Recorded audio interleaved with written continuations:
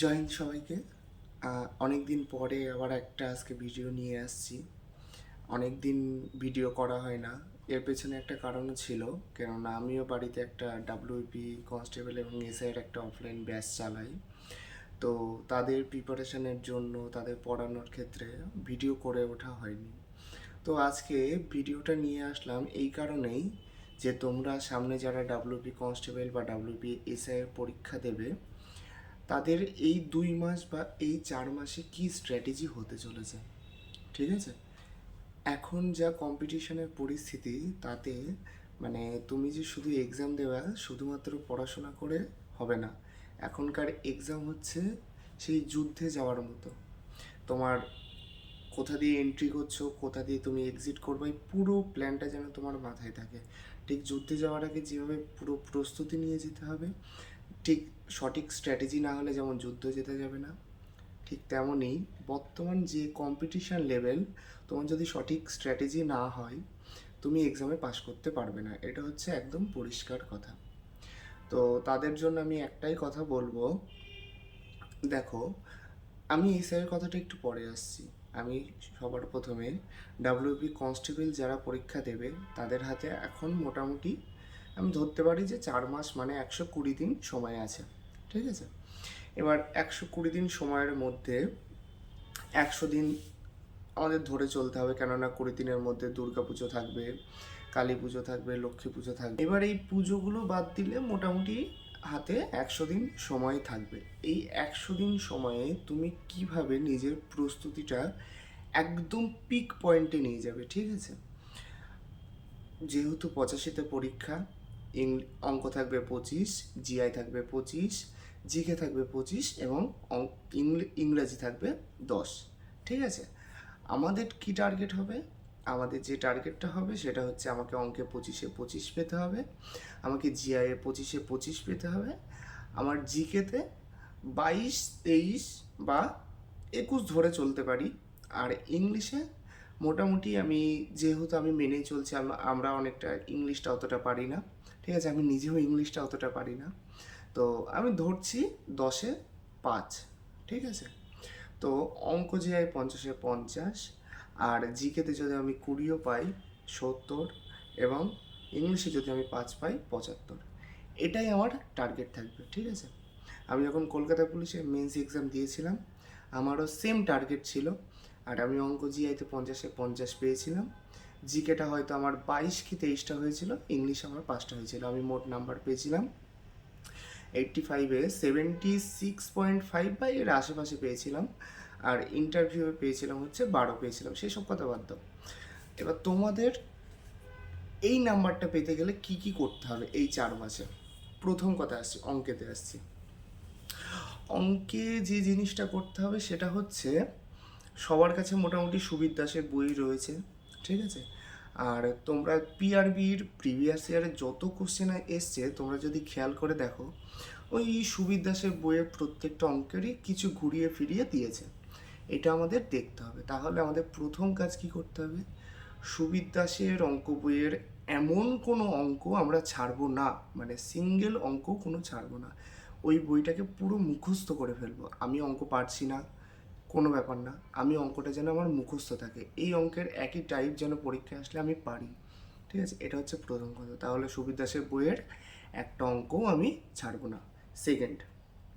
সেকেন্ডে বলছি, পশ্চিমবঙ্গের ইতিহাসে, মানে আমরা তো ডাব্লিউপি এক্সাম দেবো। ঠিক আছে, যে এক্সামটা দেবো সেটা নিশ্চয়ই ডাব্লিউপি পিআরবি কন্ডাক্ট করাবে, নিশ্চয়ই সেন্ট্রাল গভর্নমেন্টে কেউ করাবে না। তাহলে পশ্চিমবঙ্গের ইতিহাসে এখনো পর্যন্ত, মানে এই 2025-এর আজকে পর্যন্ত এক্সামে যত অঙ্ক এসছে সেগুলোকে একসঙ্গে কালেক্ট করব এবং কালেক্ট করে সেইটাকে সলভ করব। ঠিক আছে, তোমাদের হাতে যদি সময় না থাকে তোমরা আমাকে বলবে, আমার সেই কালেকশন করা রয়েছে। ঠিক আছে, তোমরা আমাকে কমেন্টে লিখতে পারো, আমি তোমাদের সেন্ড করব, কোনো অসুবিধা নেই। এবার মোটামুটি সুবীর দাসের অঙ্ক বইয়ে মোটামুটি 5,000 অঙ্ক আমি মেনে চলছি। 5,000 হবে না, হয়তো 3,000 হবে।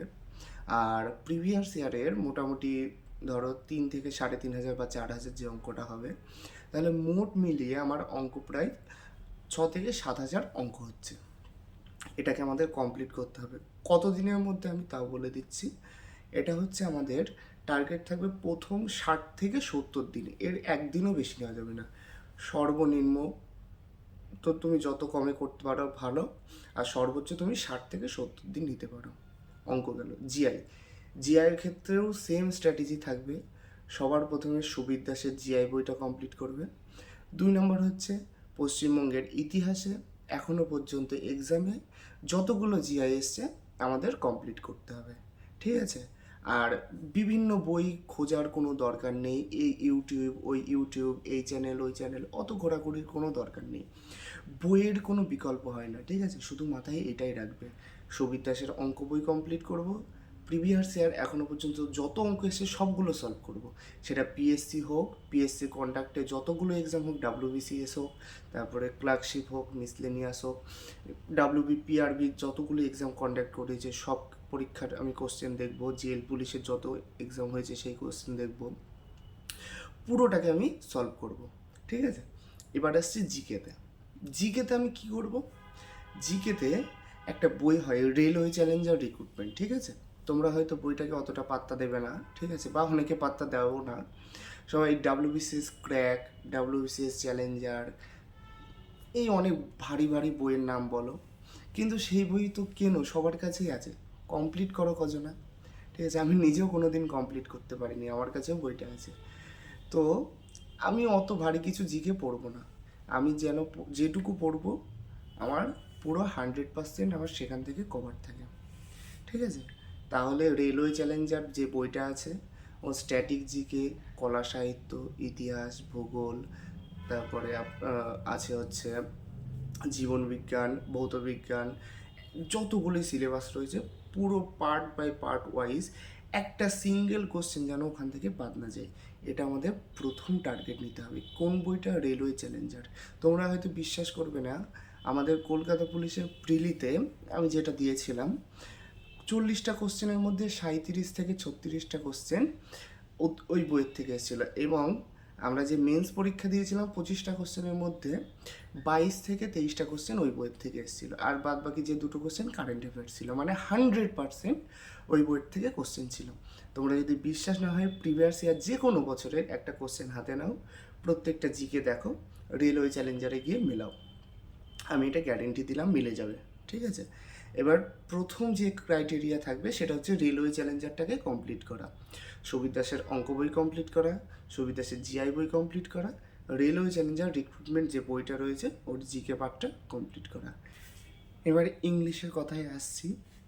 ইংলিশে তোমাদের টার্গেট থাকবে 10-এ আমাকে মিনিমাম 4 থেকে 5 পেতেই হবে, ঠিক আছে? আমি যদি সর্বোচ্চ 10-এ 10 পাই তাহলে তো আউটস্ট্যান্ডিং, তাহলে কোনো কথাই আসবে না, কিন্তু আমাকে টার্গেট নিতে হবে 10-এ আমাকে মিনিমাম 4 থেকে 5 পেতেই হবে।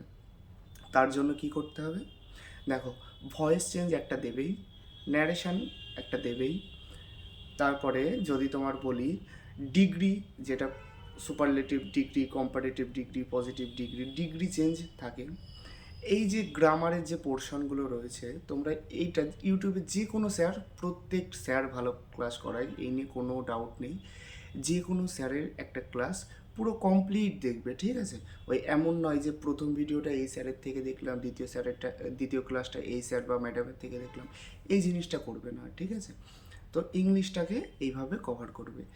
এই পুরো সিলেবাসটা অঙ্কের সুবীর দাস প্রিভিয়াস ইয়ার, জিআইয়ের Subir Das previous year, railway challenger রিক্রুটমেন্টের জিকের দিকটা পুরোটা কমপ্লিট করে পুরোটা প্রিভিয়াস ইয়ার, আর ইংলিশটা যেভাবে বললাম, এই পুরো সিলেবাসটা তোমাকে 60 থেকে 70 দিনের মধ্যে পুরোটাকে কমপ্লিট করতে হবে। সব থেকে শেষ দিন হচ্ছে আমার 70তম দিন। 71তম দিনে গিয়ে আমার যেন এই যে সিলেবাসটা বললাম এখানে কারোর কোনো ডাউট না থাকে, ঠিক আছে?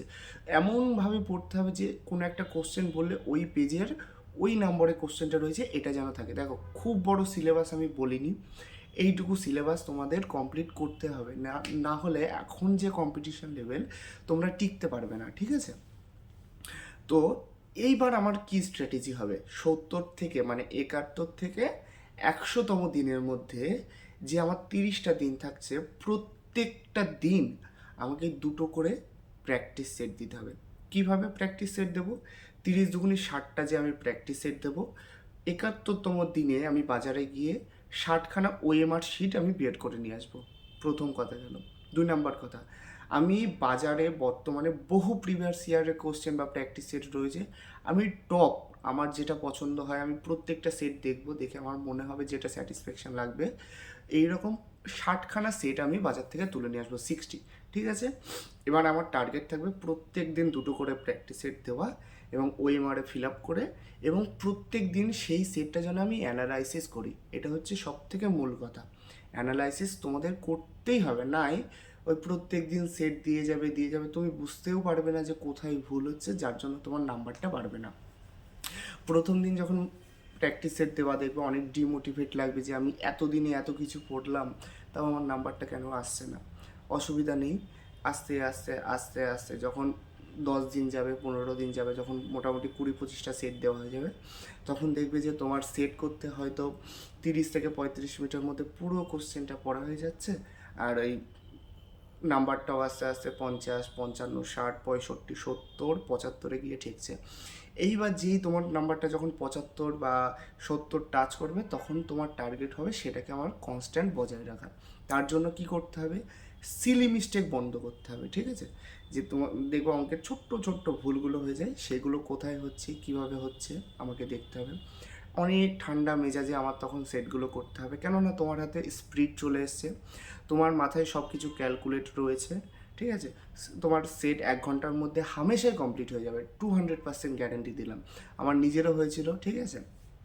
আমার 30 মিনিটের মধ্যে আমার পুরো সেট কমপ্লিট হয়ে গেছিলো, আর বাদ বাকি ওয়েমার গোল করতে আমার লেগেছিল হয়তো 10 মিনিট। কেননা যে 25টা অঙ্ক ছিল, 25টা অঙ্কের একটা অঙ্কও আমাকে পড়তে হয়নি, মানে পড়ে সে খাতায় যেভাবে করতে হয় সেভাবে করতে হয়নি।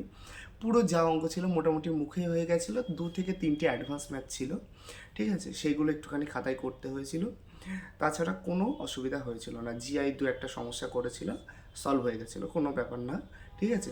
এই যে 2-একটা যে আটকে যাবে, কোনো ব্যাপার না, স্কিপ করবে, নেক্সট অঙ্কে যাবে, স্কিপ করবে, নেক্সট অঙ্কে যাবে। যখন পুরোটা কমপ্লিট করবে দেখবে হয়তো 5 থেকে 6টা অঙ্ক তুমি স্কিপ করেছো, এবার সেইগুলোকে যখন ধরে নিয়ে বসে থাকবা যে আমি ওটা সলভ করেই যাবো, তাহলে কিন্তু সেটা ভুল, ঠিক আছে? এইগুলো আমি পরে বলবো, ঠিক আছে? আগে মোটামুটি এই 60 দিনের সিলেবাসটা তোমরা কমপ্লিট করো। আর যদি কারোর প্রিভিয়াস ইয়ারে যে এতগুলো বললাম, যে এখনও পর্যন্ত অঙ্কের যত প্রিভিয়াস ইয়ার এসছে, জিআই যত প্রিভিয়াস ইয়ার এসছে, জিকে যত প্রিভিয়াস ইয়ারে এসছে, যদি কারোর লাগে আমাকে মেসেজ করবে, কোনো অসুবিধা নেই, ঠিক আছে? আমি দাদা হিসাবেই বলো, কারোর ভাই হিসাবেই বলো, কারোর বন্ধু হিসাবে বলো, আমি সবাইকে গাইড করে দেবো, কোনো অসুবিধা নেই। তো আজকের ভিডিও এখানেই শেষ করছি, ঠিক আছে? তোমরা মন দিয়ে পড়ো, আর যখন যেটা ডাউট হবে আমাকে বলবে।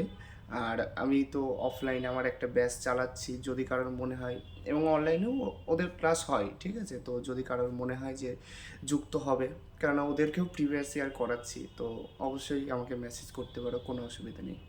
তো আজকের জন্য এটুকুই, সবাইকে অল দ্য বেস্ট।